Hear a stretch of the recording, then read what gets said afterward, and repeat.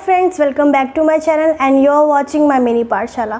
दोस्तों, क्या आपको पता है कि 3 साल का बच्चा यानी प्री स्कूल एज का बच्चा आपकी बातों को अच्छे से समझ सकता है और उसे मिमिक कर सकता है, यानी आप जो कर रहे हैं उसको वो अपने आप दोहरा सकता है। तो आप जो भी बातें उसके सामने करते हैं या जो भी उसको बोलते हैं वो अपनी लॉन्ग टर्म मेमोरी में स्टोर कर सकता है। दोस्तों, यहाँ पे शॉर्ट टर्म मेमोरी और लॉन्ग टर्म मेमोरी, हमारे ब्रेन में 2 टाइप की मेमोरीज होती हैं। जो शॉर्ट टर्म मेमोरीज होती हैं वो कुछ टाइम तक रहती हैं और उसे बच्चा भूल जाता है, बट जो लॉन्ग टर्म मेमोरीज होती हैं वो काफ़ी टाइम तक रहती हैं बच्चे के दिमाग में।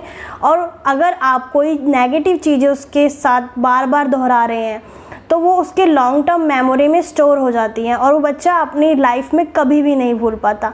तो ख्याल रखिए, आप जो भी चीज़ें कर रहे हैं, चाहे वो नेगेटिव चीज़ें हो या चाहे वो पॉजिटिव चीज़ें हो, आप सोच समझ के बोलिए जो भी बच्चे के सामने बोलते हैं या जो भी बच्चे के सामने करते हैं, क्योंकि उसका लॉन्ग टाइम इम्पैक्ट बच्चे के मेमोरी पे पड़ता है। तो आज का टॉपिक इसी बारे में है कि हम अपने बच्चे के साथ क्या ऐसी चीज़ें ना करें, क्या ऐसी बातें ना करें कि उसका उस पर नेगेटिव प्रभाव पड़े। तो आइए स्टार्ट करते हैं आज की वीडियो। तो सबसे पहली चीज़ मैं आपके साथ ये डिस्कस करना चाहूँगी कि अपने बच्चे की फ़िज़िकल अपीयरेंस, यानी अगर वो बहुत ज़्यादा पतला है या बहुत ज़्यादा मोटा है, उसके बारे में उसको बार बार पोक ना कीजिए या टोकिए ना। होता क्या है दोस्तों, हम बोलते हैं कि ये बहुत ही ज़्यादा मोटा हो रहा है, ये बहुत ही ज़्यादा पतला है, इस पर तो कपड़े सूट ही नहीं होते हैं, इसके तो साइज़ के कपड़े मिलते ही नहीं है, इतना ज़्यादा मोटा हो गया है। तो इसका जो है वो बच्चे पर बहुत ही ज़्यादा गलत इम्पैक्ट पड़ता है, उसके ब्रेन पर बहुत ही ज़्यादा बुरा प्रभाव पड़ता है। होता क्या है, जब हम ऐसी नेगेटिव चीज़ें बच्चों के सामने बार बार बोलते हैं तो उससे उनकी सेल्फ एस्टीम यानी उन पे खुद पर उनका भरोसा कम होता जाता है और वो अपने काम पर ध्यान नहीं दे पाते और अपना जो फुल पोटेंशियल है उसको ऑब्टेन नहीं कर पाते, यानी अपना काम जो वो कर रहे हैं वो फुल पोटेंशियल के साथ नहीं कर पाते, क्योंकि जब उसको खुद पे ही भरोसा नहीं है कि मैं ये अच्छे से कर सकता हूँ तो वो काम को अच्छे से कैसे करेगा। और दूसरा होता यह है कि उसका कॉन्फिडेंस लेवल भी बहुत ज़ीरो होता जाता है, यानी बहुत कम होता जाता है उसका कॉन्फिडेंस लेवल। जब उसे बार बार उसको फिज़िकल अपीयरेंस की यानी उसकी शारीरिक बनावट के बारे में बार बार पोक किया जाएगा कि तुम ऐसा है, तुम्हारी नाक ऐसी है, या तुम्हारी आंखें बहुत बड़ी हैं, या तुम्हारा चेहरा बहुत बड़ा है, या तुम बहुत मोटे हो गए हो, एनीथिंग, उससे क्या होगा, उसका सेल्फ कॉन्फिडेंस बहुत ज़्यादा कम हो जाएगा, यानी वो कोई बात ही नहीं कर पाएगा, दूसरों के सामने अपनी बात ही नहीं रख पाएगा, उसको स्टेज फेयर हो जाएगा, वो स्टेज पे जाने से डरेगा। तो उसके बहुत सारे नेगेटिव कॉन्सिक्वेंसेस देखने को आ सकते हैं, वो डिप्रेशन में भी जा सकता है, उसको एंजाइटी भी हो सकती है, वो अपने आप को एक्सप्रेस ही नहीं कर पाएगा। तो प्लीज़ फिज़िकल अपीयरेंस के बारे में ज़्यादा बच्चे के सामने मत बोलिए। अगर वो थोड़ा ओबेसिटी का शिकार हो रहा है यानी मोटापे का शिकार हो रहा है तो उसको एक्सरसाइज करवाइए। अगर वो बहुत ज़्यादा पतला है तो न्यूट्रिशन की हेल्प से उसकी डाइट पे थोड़ा सा चेंजेस कीजिए। तो ये सारे ऐसे उपाय हैं जो आप इजीली कर सकते हैं, बट बच्चे के सामने ये बार बार बोलना it's not a right thing guys. Second thing is that कि बच्चे को किसी के साथ बार बार कंपेयर मत कीजिए, या उसके सिबलिंग के साथ, छोटे भाई बहन या बड़े भाई बहन के साथ, या किसी पड़ोसी के बच्चे के साथ उसे बार बार कंपेयर मत कीजिए। उसका कंपैरिजन क्यों हो रहा है? वो एक अलग इंडिविजुअल है, वो एक अलग डीएनए से बना है, उसके अंदर अलग प्रतिभाएं हैं, तो उसे बार बार कंपेयर क्यों किया जा रहा है? मुझे तो यही समझ में नहीं आता। वो 90% लेके आया पड़ोसी का बच्चा, इसका मतलब ये थोड़ा है कि आपका बच्चा भी 95 वाला हो, क्या पता वो एवरेज गोइंग हो। तो बिल्कुल भी कंपेयर मत कीजिए अपने बच्चे को किसी के साथ भी, क्योंकि इसका भी बहुत ज़्यादा नेगेटिव इम्पैक्ट पड़ सकता है। अब बच्चा अपनी चीज़ें करेगा ही नहीं ठीक से, इससे होगा क्या, बच्चा अपनी चीज़ें करेगा ही नहीं ठीक से, उसको ये लगेगा बार बार मेरा कंपैरिजन होता है, चलो जाने दो, इसे मैं ऐसे ही करता हूँ, क्या फ़र्क पड़ता है, मैं अगर अच्छा भी कर दूँगा तो मेरा कंपैरिजन होगा, क्योंकि मैं जितना भी अच्छा कर लूँ मेरे को हमेशा कंपेयर ही किया जाएगा, तो मैं अपना बेस्ट देता ही नहीं हूँ। यानी बच्चा अपना कहीं पे अपना बेस्ट नहीं देगा, उसकी आप फुल पोटेंशियल, उसकी क्या स्किल्स हैं, उसकी क्या खूबियाँ हैं, आप कभी पता ही नहीं लगा पाएंगे।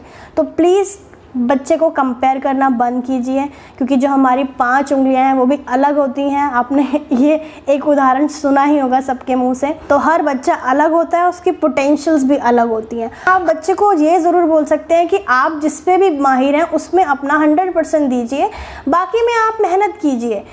जो भी स्कोर आएगा या जो भी उसके रिजल्ट्स होंगे हम आपके साथ हैं, बट आप मेहनत कीजिए। हार्ड वर्क से दूर नहीं करना बच्चे को, हार्ड वर्क तो करवाना ही है। उसे ये बिलीव दिलवाना है कि हार्ड वर्क से सब ऑब्टेन किया जा सकता है, चाहे वो एवरेज ही क्यों ना हो। आखिरकार बच्चे ने मेहनत तो की है ना, चाहे वो 90s में स्कोर ना कर रहा हो, 50-60s में स्कोर कर रहा हो, बट बच्चे की मेहनत देखिए, उसका कंपैरिजन मत कीजिए। थर्ड इज़ गाइज, अपने बच्चे के सामने कभी भी लड़ाई झगड़ा मत कीजिए, डोमेस्टिक वायलेंस मत कीजिए, अब्यूज़िव लैंग्वेज मत यूज़ कीजिए। होता क्या है, हम बच्चों के सामने ही अब्यूज़िव लैंग्वेज और डोमेस्टिक वायलेंस करने लग जाते हैं, जिसका बच्चे पर गहरा प्रभाव पड़ता है। उसके दिमाग में क्या होता है कि ये तो अपने ही मामले नहीं सॉल्ट आउट कर सकते, ये मेरी क्या सुनेंगे। या बच्चे को अगर कोई भी इन फ्यूचर प्रॉब्लम हुई तो वो आपके सामने उसे शेयर ही नहीं करेगा, आपके साथ शेयर नहीं करेगा। वो सोचेगा ये खुद ही लड़ते रहते हैं, ये खुद ही मारपीट करते हैं एक दूसरे के साथ, ये मेरी प्रॉब्लम क्या सॉल्व करेंगे। इससे होता क्या है, बच्चे आपके साथ अपनी प्रॉब्लम शेयर नहीं करते और वो प्रॉब्लम में फंसे रह जाते हैं, जिसका बहुत ज़्यादा नुकसान आपको देखने को मिल सकता है। इससे होता ये भी है कि बच्चा आपके साथ कम्युनिकेशन स्किल्स भी कम कर सकता है, यानी आपके साथ जो बातें हैं वो भी कम कर सकता है, अपना अलग रह सकता है, क्योंकि वो इतना वायलेंस देखता है, इतना वायलेंस देखता है कि उसको मन ही नहीं करता आपसे बात करने का, किसी से भी बात करने का।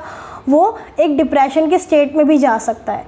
तो प्लीज़ डोमेस्टिक वायलेंस को कम कीजिए अपने घरों में। वैसे तो होना ही नहीं चाहिए डोमेस्टिक वायलेंस, थोड़े बहुत लड़ाई झगड़े होते भी हैं तो प्लीज़ उसे प्यार से सॉल्ट आउट कीजिए। बच्चे के सामने मत लड़िए, बच्चे के सामने अब्यूज़िव लैंग्वेज मत यूज़ कीजिए। नेक्स्ट इज़, कभी भी किसी के सामने या बच्चे के सामने आप गॉसिप्स कर रहे हैं या किसी की बुराइयां कर रहे हैं, तो उससे बच्चे के मन में क्या आता है कि हाँ वो पर्सन वैसा ही होगा जैसे ये बुराइयां चल रही हैं उसकी, यानी बैड माउथिंग ना करें बच्चे के सामने। तो बच्चा क्या सोचेगा, मम्मी इसके बारे में या पापा इसके बारे में ऐसी बातें कर रहे हैं, या फैमिली का कोई भी मेंबर इसके बारे में ऐसी बातें कर रहा है, तो ये पर्सन ऐसा ही होगा, यानी कि ये बैड पर्सन होगा या गुड पर्सन होगा। तो ऐसा मत कीजिए, क्योंकि क्या पता वो पर्सन ऐसा हो ही ना जैसा आप उसे अज्यूम कर रहे हैं, ठीक है। जैसा आप उसकी बुराइयां कर रहे हैं तो क्या पता वो पर्सन वैसा हो ही ना। तो उससे क्या होगा, एक नेगेटिव इम्प्रेशन, एक नेगेटिव प्रिंट छप जाएगा बच्चे की मेमोरी में, और वो उस पर्सन को वैसा ही देखेगा जैसा कि आप उसे दिखा रहे हैं। तो प्लीज़ बैड माउथिंग बंद कीजिए बच्चे के सामने। वैसे तो बैड माउथिंग करनी ही नहीं चाहिए। या अगर आप गॉसिप्स कर भी रहे हैं अपने फ्रेंड्स और फैमिली के साथ, तो थोड़ा सा बच्चे को उससे दूर रखिए, ताकि बच्चा है वो उस गॉसिप्स पे इंटरेस्ट ना दिखाए और अपना मतलब प्रोडक्टिव वर्क कोई भी उससे वर्क करने के लिए भेज दीजिए। तो इससे दूर रखिए बच्चे को गॉसिप्स से। कभी भी अपने बच्चे को किसी के सामने डांटिए मत, या उसको नीचा मत दिखाइए कि तूने तो ऐसे किया था, तुमने तो ऐसे किया था, अब मैं इस आंटी से आपकी शिकायत लगाऊंगी, या जो भी है उसको कभी भी किसी के सामने नीचा मत दिखाइए। तो होता क्या है, उसका सेल्फ एस्टीम क्या होता है, वो कम हो जाता है। यानी आप उसको शर्मिंदा कर रहे हैं किसी के सामने कुछ गलत बोल के, या उसकी कुछ गलतियाँ उस दूसरों के सामने आप शेयर कर रहे हैं, तो ऐसा बिल्कुल भी मत कीजिए। उससे क्या होगा, आपके और आपके बच्चे का बीच का जो बॉन्ड है वो कमज़ोर हो जाएगा, और जब आपके और आपके बच्चे का बीच का बॉन्ड कमज़ोर होगा तो आप एक अच्छे पेरेंट नहीं बन पाएंगे। यानी आप अपने बच्चे से कम्युनिकेशन स्किल्स भी ज़ीरो कर लेंगे, अपने बच्चे से शेयर नहीं कर पाएंगे, कुछ उसके इमोशंस को नहीं समझ पाएंगे। बेसिकली यहाँ बच्चे का इमोशन को समझना, बच्चे के इमोशंस को समझना बहुत ज़्यादा ज़रूरी है कि आप उससे इमोशनली कितने कनेक्ट हैं। अगर आप उसकी जो कमज़ोरियां हैं दूसरे के साथ शेयर करेंगे या दूसरे के सामने उसे थोड़ा सा शर्मिंदा करेंगे, तो बच्चे का जो इमोशनल बॉन्ड है आपसे वो टूट जाएगा, और आप पे बच्चा कभी भरोसा ही नहीं करेगा, आपको भरोसे से कोई बात बताएगा ही नहीं, क्योंकि आप तो दूसरे के सामने उसे शेयर कर रहे हैं, तो वो आपको भरोसा क्यों करे। तो यहाँ पे इमोशनली कनेक्ट होना, उसके इमोशन से जुड़ना बच्चे के बहुत ज़्यादा इंपॉर्टेंट है। एंड द लास्ट गाइस, कि कभी भी अपने बच्चों की बातों को इग्नोर ना करें। अरे हाँ सुन लेंगे, तुम्हारी भी सुन लेंगे, ऐसा कभी ना करें।